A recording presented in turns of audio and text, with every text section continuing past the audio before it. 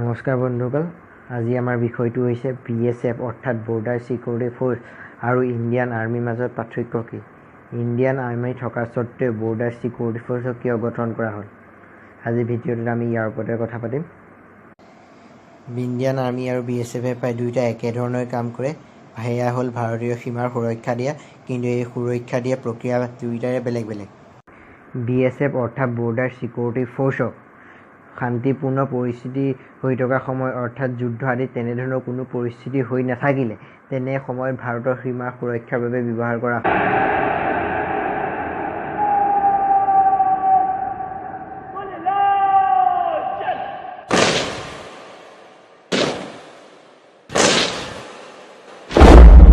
যেতিয়া যুদ্ধৰ সময় হয় বা যুদ্ধৰ পৰিস্থিতি হয় তেতিয়া ইণ্ডিয়ান আৰ্মিয়ে BSFৰ ঠাই লয়, অৰ্থাৎ তেনে সময়ত সীমা সুৰক্ষাৰ দায়িত্ব ইণ্ডিয়ান আৰ্মিৰ হাতত।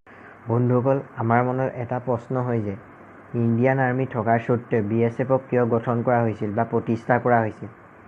BSFৰ আগতে ইণ্ডিয়ান আৰ্মিয়ে সীমা সুৰক্ষাৰ কাম কৰিছিল।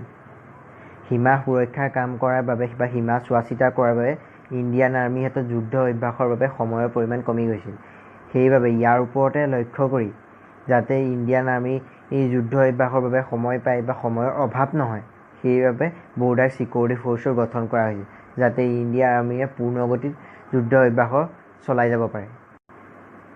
এতিয়া আমাৰ মনত নিশ্চয় এটা প্ৰশ্ন উঠিছে যে বৰ্ডাৰ সিকিউৰিটি ফ'ৰ্চৰ প্ৰধান কামনো কি।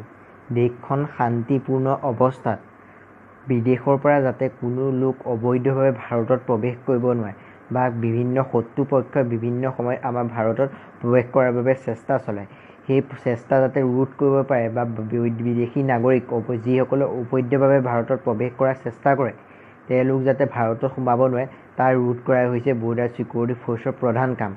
যুদ্ধৰ সময়ত BSFে ভাৰতৰ আন্তৰিক সুৰক্ষা দিশটো চোৱা চিতা কৰে আৰু প্ৰয়োজন হ'লে ইণ্ডিয়ান আৰ্মি যুদ্ধৰ ক্ষেত্ৰত সহায় কৰিব।